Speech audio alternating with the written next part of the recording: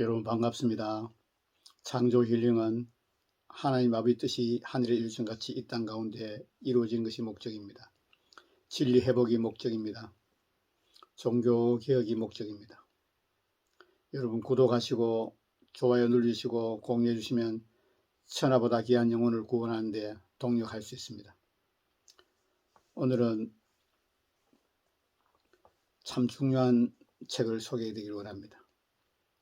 지금까지 많은 분들이 책을 썼고 많은 분들이 강해 설교하고 또 설교했지만은 제대로 성경적으로 해석하지 못하고 각 사람마다 각 또 신학자마다 각 목사님마다 나름대로 해석하고 설교하고 강해오고 또 주석을 쓰는 부분이 너무나 많습니다. 이 오늘 소개할 이 책은 아마 세계적인 책이 될 것입니다. 여러분 중요한 책을 소개하게 하신 하나님 아버지께 모든 영광 올려드립니다. 오늘 소개할 책은 나는 팔복의 사람인가. 여러분 잘 알고 계시죠? 팔복, 산상수훈. 많이 설교도 듣고 또 대부분 믿는 성도들이 이 팔복을 다 암송하고 합니다. 그런데 팔복을 암송하면서도 팔복의 진정한 의미를 모릅니다. 저도 이사를 다니면서 교회를 몇 번 옮겼는데 옮길 때마다 그 목사님들이 팔복에 대해서 산상수훈 설교를 하셨는데 그때 목사님 그 설교가 다 맞는 줄 알고 그냥 듣고 아멘 했습니다. 저는 분별력이 없었기 때문에 그 최근에 제가 이제 하나님 은혜로 영안이 열리고 또 세계적인 신학자들이 쓴 책이나 또 하나님께 계시를 받아서 깨달음이 있고 또 선지자적 사도적 사명을 받은 분들이 쓴 책들을 읽으면서 아니구나 알았습니다. 지금까지 제가 들은 팔복이나 산상수훈은 자의적인 해석이고 신학적이고 교리적인 해석이지 진짜 예수님이 하신 본래 의미를 드러낸 설교가 아니었다는 걸 알게 됐습니다. 이 책은 정말 소중한 책입니다. 나는 팔복의 사람인가? 책 표지를 읽어드리겠습니다. 우리 산상수훈과 함께 다시 시작해요 상입니다. 변승우 목사님 쓰시고 도서출판 거룩한 진주 펴낸 책입니다. 변승우 목사님을 소개해드리겠습니다. 현재 사랑하는 교회 당회장, 한기총 공동회장, 한기총 2단 대책위원, 예장 부흥 증경 총회장, 성령신학교 학장, 도서출판 거룩한 진주 대표입니다. 저서를 소개해드리겠습니다. 베스트셀러인 지옥에 가는 크리스천들, 능력으로 간통되는 복음, 예정론의 채권한제, 토기장이 비유풀이, 다이아몬드 같은 진리, 정통보다 성경적인 교회, 11조 대논쟁, 요한계시록 구조에 관한 하나님의 어리석음이 사람보다 지혜롭다, 너희는 더욱 큰 은사를 사모하라 등 26권, 그러니까 5권 정도 책을 쓰신 걸로 알고 있습니다. 목차를 소개해드리겠습니다. 산상수훈의 서론 1. 나는 팔복의 사람인가. 작은 1번 나는 심령이 가난한 자인가. 작은 2번 나는 애통한 자인가. 작은 3번 나는 온유한 자인가. 작은 4번 나는 의에 주르고 목마른 자인가. 5번 나는 긍휼히 여긴 자인가. 6번 나는 마음이 청결한 자인가. 7번 나는 화평하게 하는 자인가. 8번 나는 의를 위해 박해를 받는 자인가. 2. 나는 세상의 소금이고 빛인가. 1. 나는 세상의 소금인가. 2. 나는 세상의 빛인가. 저자 서문을 읽어드리겠습니다. 저는 울산에서 목회할 때 처음으로 산상수훈을 강의했습니다. 이번이 두 번째입니다. 무려 24년 만에 산상수훈 설교를 다시 하는 것입니다. 당시 저는 존 웨슬리 총서 표준 설교집 상하근에 나오는 산상수훈에 관한 설교를 읽고 큰 은혜를 받고 너무 중요하고 보배롭다고 느꼈습니다.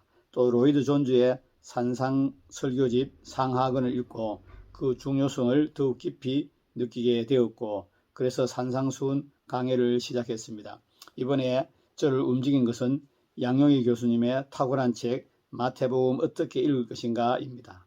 저는 최근 몇 년간 주로 뛰어난 주석이나 강해집을 읽으며 성경 공부를 하며 지냈습니다. 그 책도 성경 공부를 하기 위해서 읽고 있었습니다.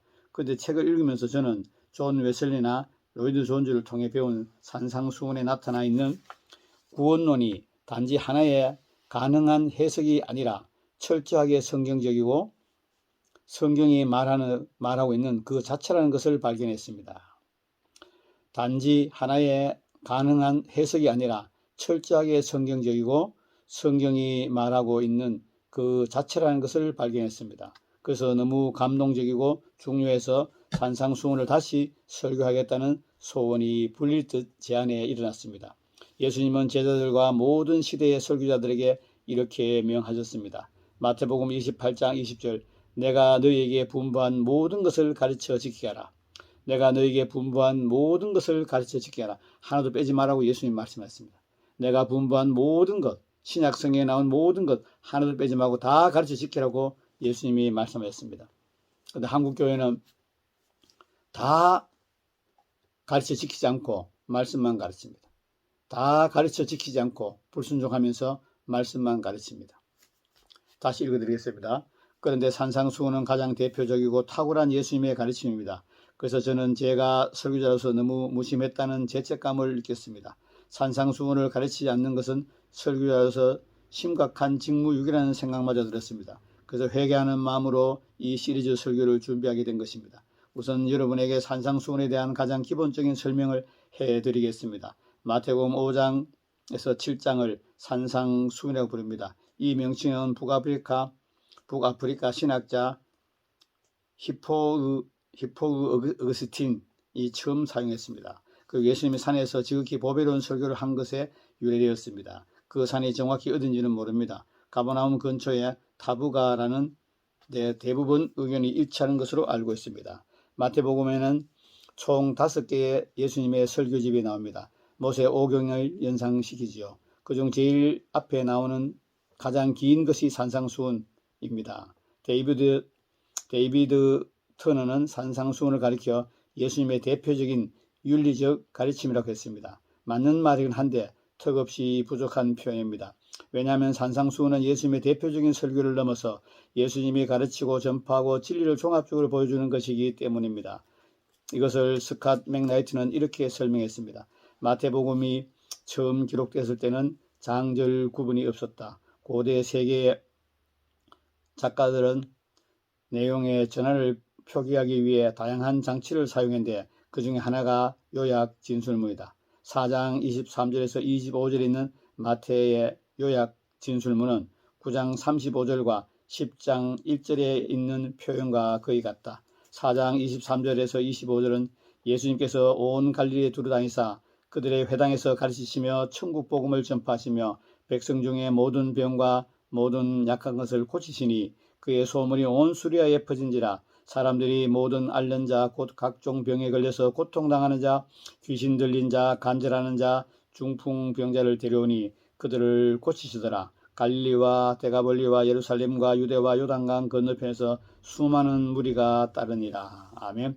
9장 35절 예수께서 모든 도시와 마을에 두루다니사 그들의 회당에서 가르치시며 천국 복음을 전파하시며 모든 병과 모든 약한 것을 고치시니라. 아멘.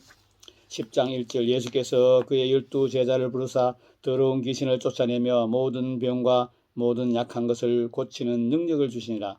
위에서 굵게 표시한 부분만 보아도 유사하다는 것이 분명하지만 그리스어로 보면 훨씬 더 확연합니다. 마태복음의 이 그리스어 단어들이 함께 사용되는 부분이 오직 이 세 본문뿐으로 나는 이 사실 때문에 다음과 같은 생각을 하게 되었습니다. 지금 마태복음 4장 23절 25절은 마태복음의 5장에서 9장에서 마태가 예수님의 사역, 가르침, 전파, 치유에 대해서 들려줄 내용을 간략히 제시하고 마태복음 9장 35절은 마태가 가르침, 전파, 치유로 구성된 예수님의 사역을 묘사하는 작업으로 완료했음을 알며 이어서 마태복음 10장 1절은 그렇게 묘사한 예수님의 사역을 12 제자가 다른 사람에게 확장할 수 있도록 예수님이 제자들에게 권능을 부여하고 있음을 보여준다.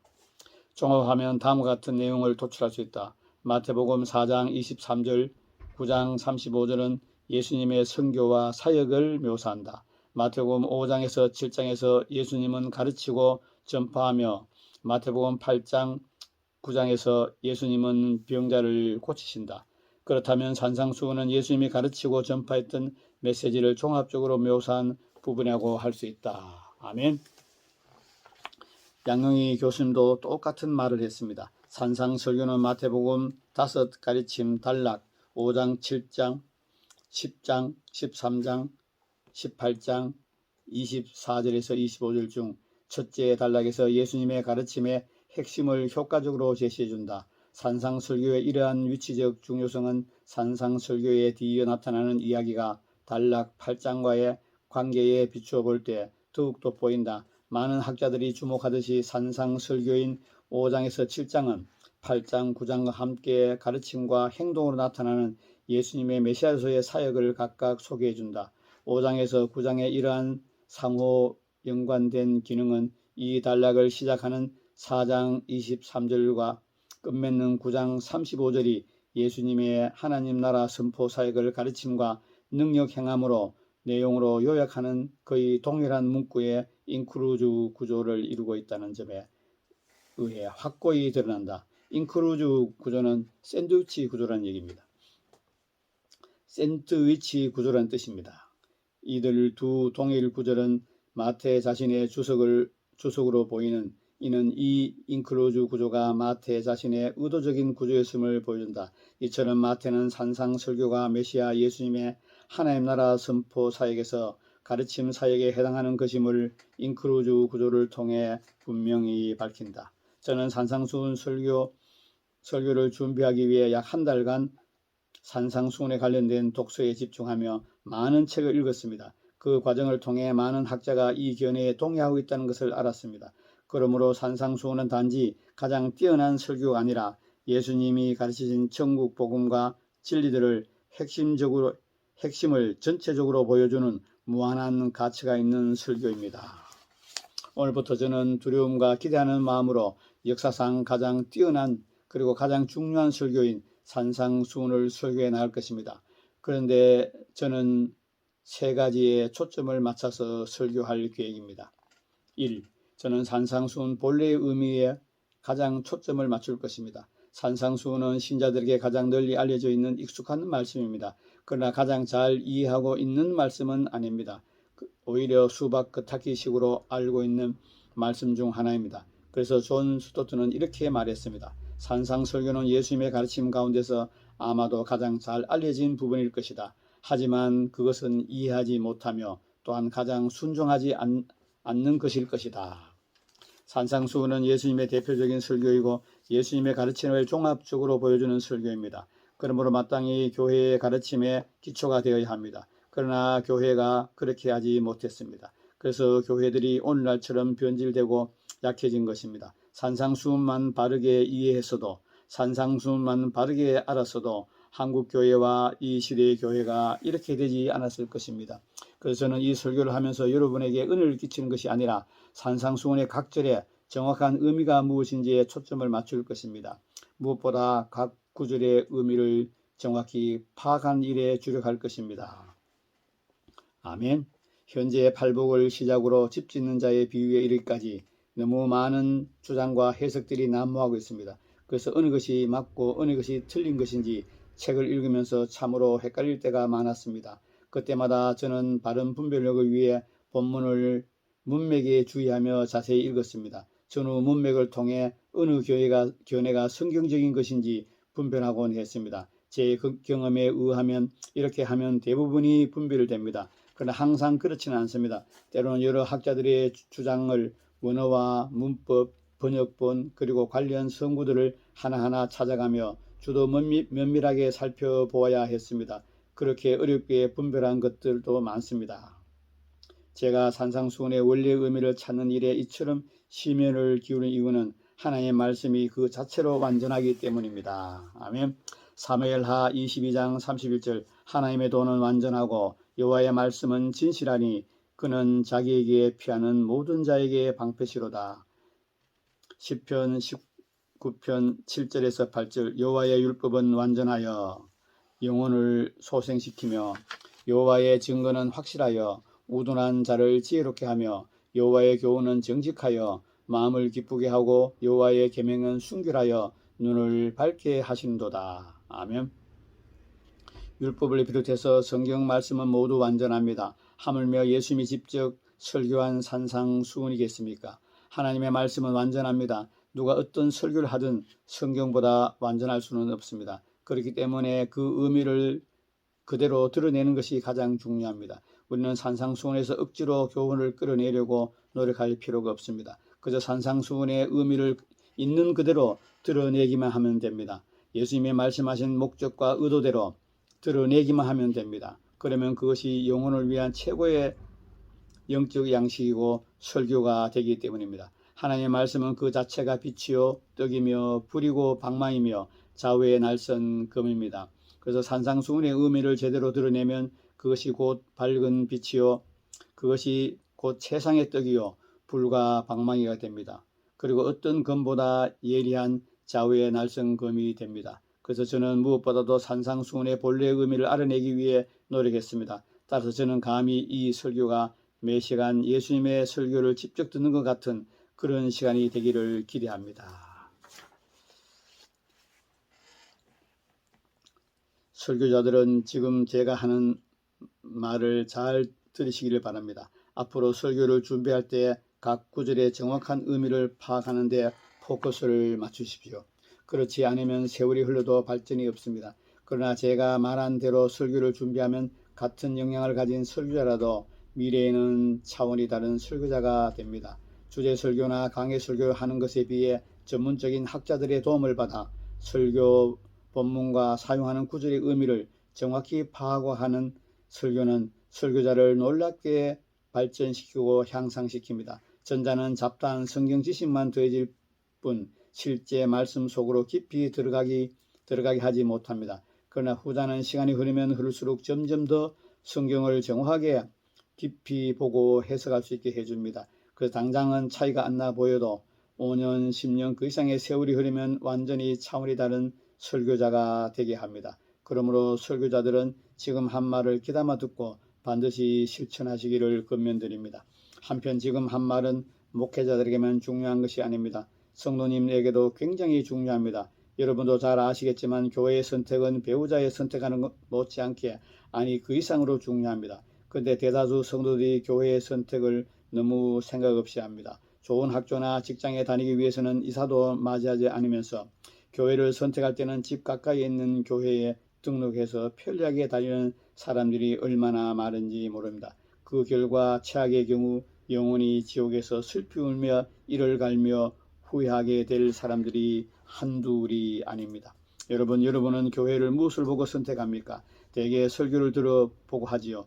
거기까지는 좋습니다. 문제는 설교를 평가하는 기준입니다. 설교는 나 즐거우라고 듣는 것이 아닙니다. 나의 영혼을 좌우할 생명의 말씀을 듣기 위해 듣는 것입니다. 또한 성경적인 바른 진리를 깨닫고 좁은 문으로 들어가 좁은 길을 걸어가며 올바로 신앙생활을 하기 위해서 설교를 듣는 것입니다. 그러므로 설교를 듣고 교회를 선택할 때 짧고 쉽고 재밌고 감동적이고 예화적이고 학적이고 많은 정보를 제공해주는 그런 것이 기준이 되면 안 됩니다.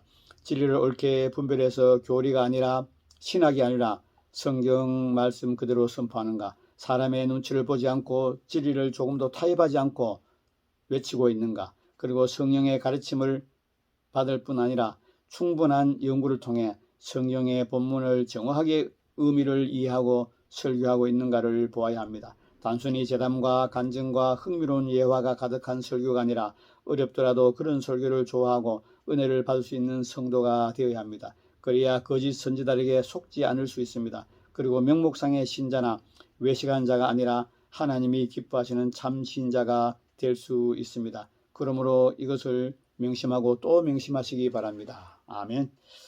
2. 저는 산상수훈에 드러난 구원론에 초점을 맞출 것입니다. 저는 양영희 교수님의 마태복음 어떻게 읽을 것인가를 읽으면서 제가 한 번은 꼭 산상수훈을 설교해야 한다고 느꼈습니다. 구원론을 제대로 보여주기 위해 꼭 필요하다고 느끼기 때문입니다. 산상수훈은 단지 멋진 교훈이 아닙니다. 산상수훈은 구원론입니다. 그러나 많은 일이 산상수훈을 너무 교훈적으로 설교해 왔습니다.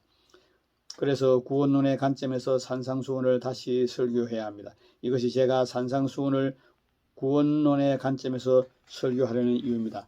저의 말을 오해하지 마시기 바랍니다. 산상수훈은 여러 관점에서 설교할 수 있는데 나는 구원론의 관점에서 설교하겠다, 이런 뜻이 아닙니다. 저의 말을 오해하지 마십시오. 산상수훈을 여러 관점에서 설교할 수 있는데 나는 구원론의 관점에서 설교하겠다, 이런 뜻이 아닙니다. 산상수훈은 원래 구원론입니다. 산상수훈은 원래 구원론입니다. 처음부터 예수님이 구원론의 관점에서 설교하셨기 때문입니다. 아멘.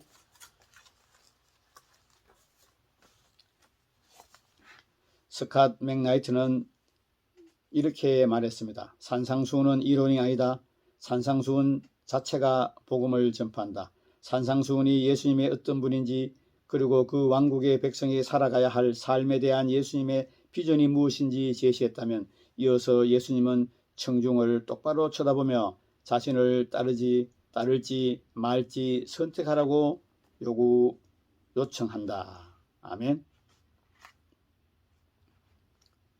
할렐루야. 주님을 찬양합니다. 이처럼 산상수훈은 전체적으로 구원론입니다. 그러나 교회들 안에서 구원론이 심각하게 왜곡되고 무너져 내려서 대다수 학자들과 설교자들이 눈치채지 못하고 있을 뿐입니다. 그래서 많은 설교자들이 구원론의 관점이 아니라 도덕이나 윤리적인 관점에서 산상수훈을 설교하는 우를 범했습니다. 그 결과 수많은 신자들이 여전히 어두움 가운데 있고 자기가 걷고 있는 길을 생명의 좁은 길이라고 착각하면서 실제로는 멸망으로 인도하는 넓은 길로 가고 있는 것입니다. 이 얼마나 비극이고 안타까운 일입니까?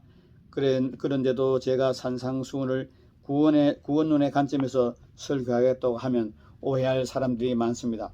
구원은 은혜로 받는 것이고 믿음으로 받는 것인데 왜 산상수훈대로 살아야 한다고 하지? 이런 의문이 올라오기 때문입니다. 그러나 안심하십시오. 산상수훈을 구원론의 관점에서 설교한다는 말은 은혜로 혹은 믿음으로 구원받는 것과 절대 모순이 되지 않습니다. 그것을 다음과 같이 설명할 수 있겠습니다. 제가 보기에 너무도 많은 목사와 신자들이 구원을 너무 협의적으로 생각합니다. 왜냐하면 오직 믿음과 한 번 구원은 영원한 구원이라는 교리적 프레임에 갇혀있기 때문입니다.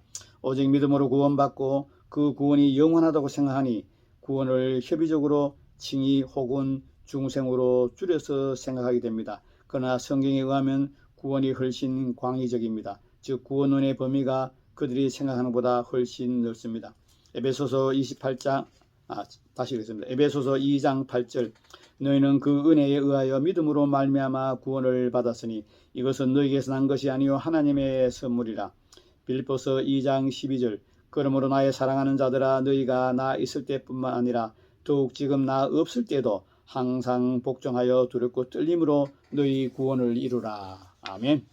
디모데후서 4장 18절 주께서 나를 모든 악한 일에서 건져내시고 또 그의 천국에 들어가도록 구원하시리니 그에게 영광이 세세무토록 있을지어다. 아멘. 이처럼 성경은 구원의 과거, 현재, 미래 시제의 구원이 있다고 말씀합니다. 이것은 각각 칭의, 성화, 영화 즉 구원의 서정을 가르칩니다. 칭의 혹은 중생만 구원론이 아닙니다. 성화와 영화까지 모두 구원론입니다. 삼상수훈은 이 모든 것을 다 다루고 있습니다. 즉 어떤 사람이 구원받은 사람이고 칭의, 구원받은 사람이 어떻게 구원을 이루어가야 하고 성화, 어떤 사람이 궁극적인 구원을 받아 천국에 들어가는지 영화를 모두 보여주는 것이 산상수훈입니다.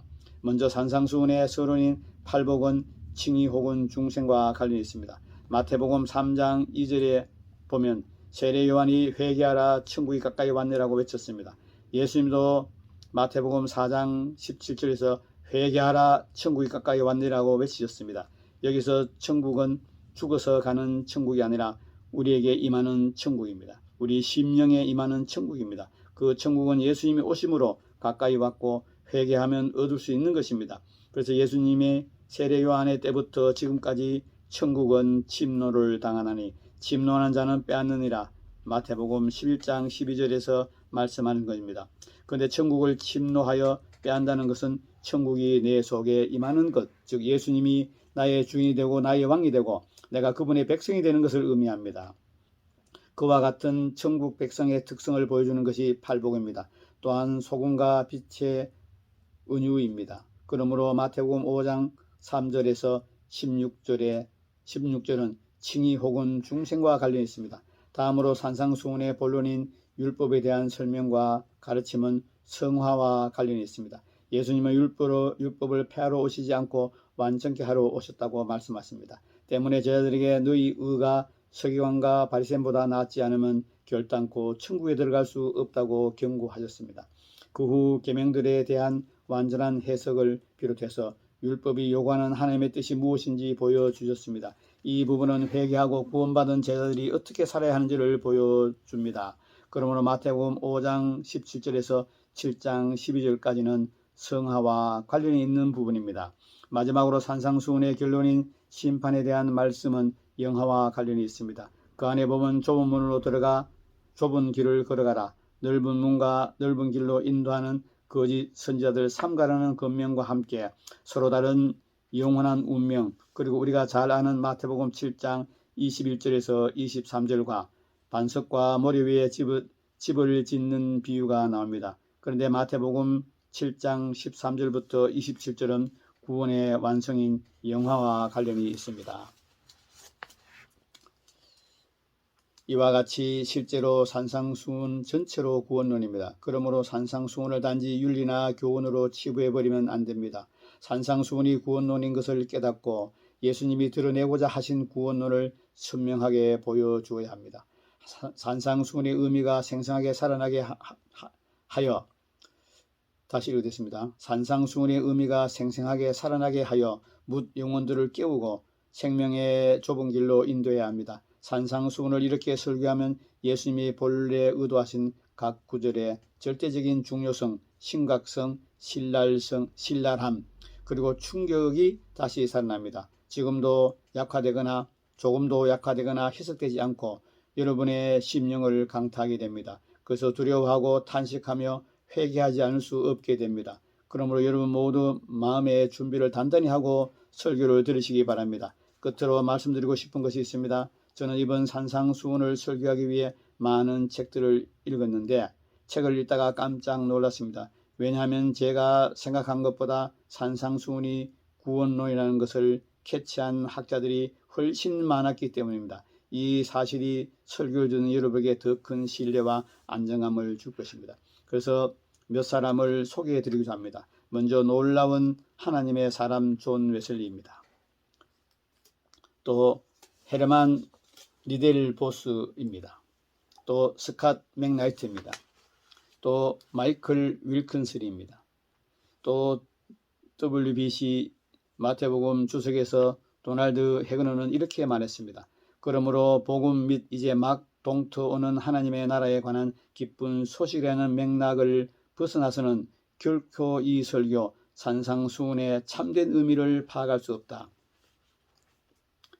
마지막으로 2011년 11월 17일 한국에 나온 세계적인 신학자 김세윤 박사님이 서울 명동 청아람에서 열린 가을 사경에서 말씀을 전했습니다. 현수막에 쓰여있는 주제는 산상수훈과 한국교회였습니다. 모 신문이 그것을 기사화했는데 거기에 보면 놀랍게도 이런 내용이 있습니다. 김세윤 박사님의 기사를 읽어드리겠습니다. 김세윤 박사는 한국교회의 개혁을 위해 바울의 칭의를 제대로 이해해야 한다고 했다. 김 박사는 칭의는 죄인이 믿음으로 제사함을 받고 하나님 나라의 새로운 백성이 되는 것이며 이것이 예수님이 전하신 하나님 나라의 복음과 일치한다고 했습니다.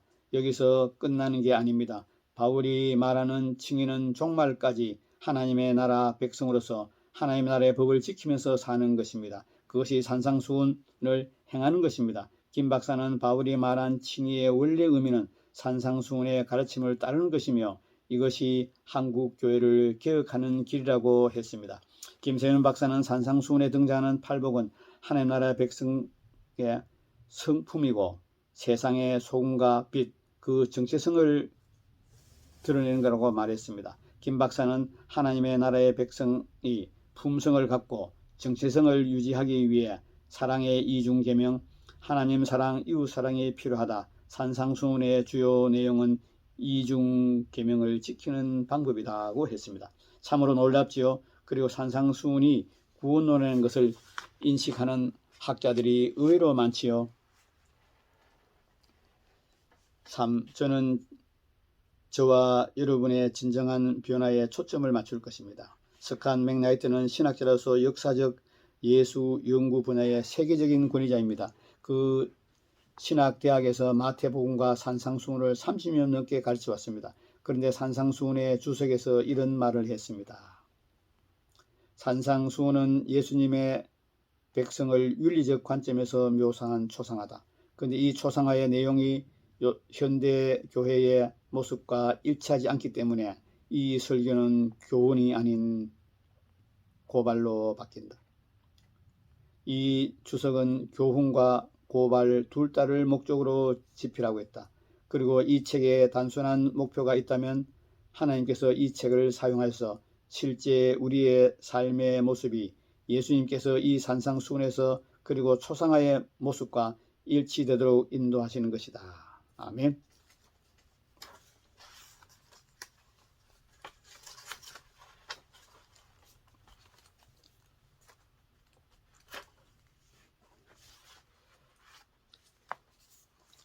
산상수훈을 통해 우리 왕이신 예수님은 단지 우리가 이해하길 원하시지 않습니다. 순종하길 원하십니다. 저는 이런 예수님의 뜻을 받들어 저와 가족과 친척들 그리고 모든 목회자와 성도들의 변화를 목표로 산상수훈 시리즈 설교를 해나가려고 합니다. 그러므로 여러분 모두 반드시 변화되고 말겠다는 마음으로 이 설교를 끝까지 들으시길 바랍니다. 야고보서 1장 22절에서 25절 너희는 도를 행하는 자가 되고 듣기만 하여 자신을 속인 자가 되지 말라. 누구든지 도를 듣고 행하지 아니하면 그는 거울로 자기의 생긴 얼굴을 보는 사람과 같으니 제 자신을 보고 가서 그 모양이 어떠한 것을 곧 잊어버리거니와 자유하게 하는 온전한 율법을 들여다보고 있는 자는 듣고 잊어버린 자가 아니요 실행하는 자니 이 사람이 그 행하는 대로 복을 받으리라. 유다서 1장 7절 소돔과 고모라와 그 이웃 도시들도 그들과 같은 행동으로 음란하며 다른 육체를 따라가다가 영원한 불의 형벌을 받음으로 거울이 되었느니라. 성경은 나의 참모습을 보여주는 영적인 거울입니다. 그 중에서도 산상수훈은 거울 중에 거울입니다. 그것도 전신 거울입니다. 왜냐하면 나의 됨됨이와 은행 심사, 기도, 구제, 금식, 예배, 사역 모든 것을 성찰하게 만들기 때문입니다. 무엇보다도 산상수훈은 내가 천국에 들어갈 자인지 아닌지를 정확하게 보여줍니다. 성경에는 우리의 최후의 심판의 때 어떤 판결을 받을 것인지를 보여주는 말씀들이 곳곳에 있습니다. 마태복음 25장에 나오는 열처녀 비유, 달란트 비유, 양과 염소의 비유가 대표적인 것들입니다. 이 비유들은 재림 때 누가 영생을 얻고 누가 영벌을 받게 될 것인지 밝히 보여줍니다. 또 다음 성구들도 우리 중 누가 천국에 가고 지옥에 갈 것인지를 밝혀줍니다. 고린전서 6장 9절에서 10절 불의한 자가 하나님의 나라를 유업으로 받지 못할 줄을 알지 못하냐. 미혹을 받지 말라. 음란하는 자나 우상숭배자나 간음하는 자나 탐색하는 자나 남색하는 자나 도적이나 탐남하는 자나 술 취하는 자나 후욕하는 자나 토색하는 자는 하나님의 나라를 유업을 받지 못하리라. 아멘.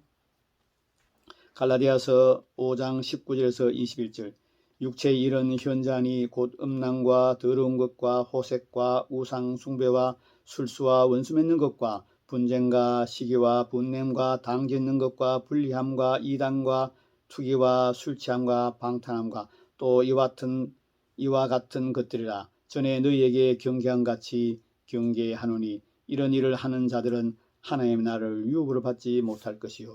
아멘.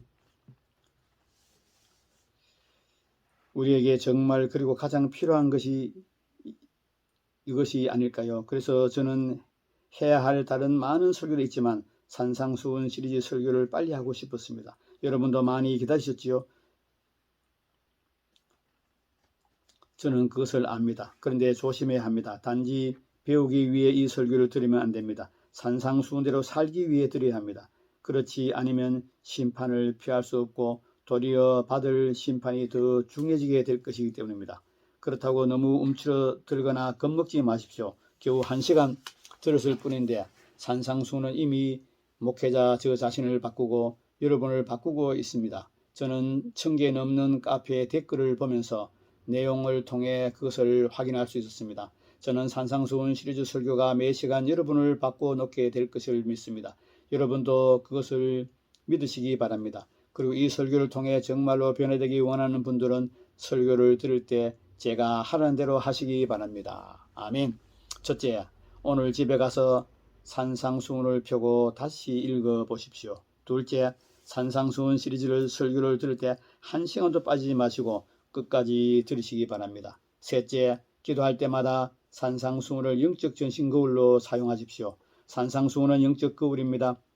우리는 매일 거울을 봅니다. 마찬가지로 매일 산상수훈 앞에 서야 합니다. 오늘부터 기도할 때마다 산상수훈을 떠올리십시오. 산상수훈의 모든 가르침 앞에 발가벗고 서십시오. 그리고 회개하고 그대로 살기로 결심하고 그렇게 살 수 있는 은혜를 구하십시오. 이 일을 기도할 때마다 하십시오.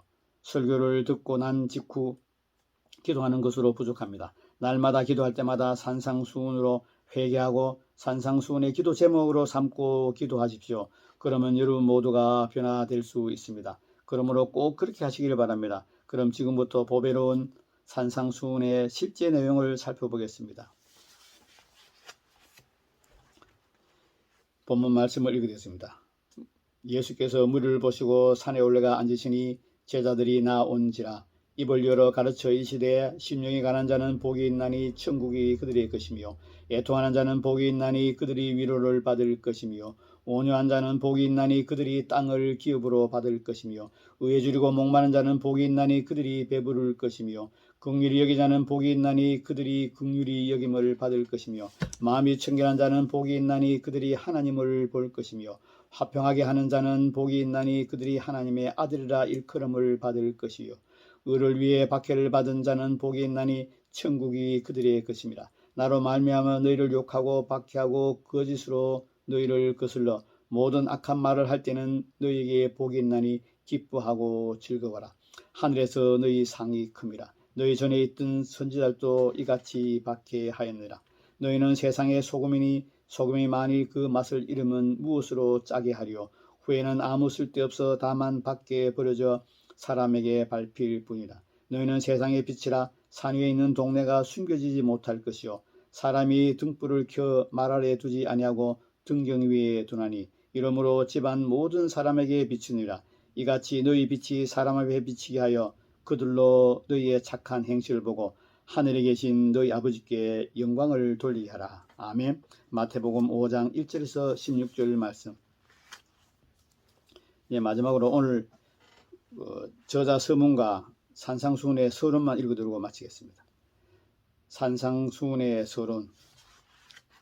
산상수훈의 서론은 마태복음 5장 1절에서 16절입니다. 제자의 특성과 제자의 역할에 대해 보여주는 부분입니다. 산상수훈의 본론은 마태복음 5장 17절부터 7장 12절까지입니다. 마태복음 5장 17절 내가 율법이나 선지자나 폐하러 온 줄로 생각하지 말라. 폐하러 온 것이 아니요 완전케 하려 함이라. 아멘. 마태복음 7장 12절 그러므로 무엇이든지 남에게 대접을 받고자 하는 대로 너희도 남을 대접하라. 이것이 율법이요 선지자니라. 보시다시피 율법과 선지라는 표현이 인크리즈 구조로 이루어지고 있습니다. 구약 시대에 하나님은 율법과 선지자를 통해 하나님의 뜻을 보여주셨습니다. 그처럼 예수님께서 계명들을 해석하고 선지자들처럼 필요한 교훈들을 주심으로 하나님의 뜻을 보여주는 부분입니다. 산상수훈의 결론은 마태복음 7장 13절부터 27절까지입니다. 산상수훈을 들은 자들에게 좁은 문으로 들어가 좁은 길을 걸어가 생명을 얻고 거짓 선지자를 조심하고 하나님의 뜻대로 살 것을 촉구하고 있는 부분입니다. 이것이 산상수훈의 구조입니다. 아멘. 오늘 여기까지 읽어드리고 이제 다음번에 나는 팔복인가 나는 팔복의 사람인가 순서대로 읽어드리겠습니다. 참으로 소중하고 귀한 책입니다. 여러분은 뭐 신학자나 목회자나 이 설교하시는 분도 있고 또 여러분 성도지 않습니까? 설교를 들을 때 우리 성도 이렇게 생각합니다. 아, 목사님이 이렇게 해석할 수도 있고 이렇게 해석할 수 있구나. 성경 말씀은 다양하게 해석할 수 있다. 이런 말씀을 많이 합니다. 물론 성경 말씀에는 해석이 이렇게 할 수 있는 부분도 있습니다. 그런데 그런 부분은 아주 작습니다. 성경 본래의 의미를 드러내야 합니다. 해석하고 설교해야 합니다. 적용해야 합니다. 예수님이 하신 말씀이나 사도들이나 성경 저자들이 성령의 감동을 받아서 하신 말씀이 본래 목적이 뭔가, 의도가 뭔가, 왜 이런 말씀을 하시고 왜 이런 비유를 하실까, 그 목적과 의도를 그대로 드러내는 게 설교고 우리가 그 가르침을 받아서 삶으로 살아야 합니다. 산상수훈은 교훈이 아닙니다. 산상수훈은 덕목이 아닙니다. 산상수훈은 모든 구원받은 자들의 표식입니다. 성품이고 품성입니다. 아까 읽어드린 대로 많은 신학자들이, 세계적인 신학자들이 한결같이 산상수훈은 구원론이다 말씀하셨습니다. 여러분, 오늘부터 몇 차례 나눠서 산상수훈을 소개해 드리겠습니다. 여러분, 산상수훈 다시 읽어보시고 산상수훈이 구원론인지 아닌지 문맥을 따라 확인해 보시기 바랍니다. 분별해 보시기 바랍니다. 다시 한번 말씀드립니다. 창조 힐링에서 소개한 설교나 책은 아무 책이나 소개하지 않습니다. 아무 설교나 소개하지 않습니다. 분별하고 분별해서 올립니다. 여러분이 알고 계신 성경 지식이나 여러분이 배운 교리로 분별하지 마시기를 간절히 권면드립니다. 반드시 창조 힐링에 소개하는 설교나 책은 성경 말씀으로, 오직 성경 말씀으로 분별하시고 성경의 문맥으로 분별하시기를 원합니다. 여러분, 긴 시간 함께 하신 여러분 감사합니다. 오늘은 산상수훈 저자 서문과 서론을 읽어드렸습니다. 다음번부터 산상수훈 본론으로 들어가서 소개해 드리겠습니다. 창조 힐링은 하나님 뜻이 하늘에 이루어진 같이 이 땅 가운데 이루어지는 것이 목적입니다. 창조 힐링은 진리 회복이 목적입니다. 종교 개혁이 목적입니다. 창조 힐링 구독하시고 좋아요 누르시고 공유하시면 천하보다 귀한 영혼을 구원할 수 있습니다. 오늘 이 소개한 책을 꼭 사서 읽으시고 여러분 모두가 나는 팔복의 사람인가, 아멘으로 화답할 수 있고 반드시 세상을 이기고 말씀대로 살고 죄를 이기고 승리하여서 궁극적인 구원에 이르러 천국에서 아버지 하나님과 영원히 행복하게 감사하며 기쁨으로 살아가는 저와 여러분 되기를 예수님으로 축복합니다. 끝까지 시청한 여러분 감사합니다.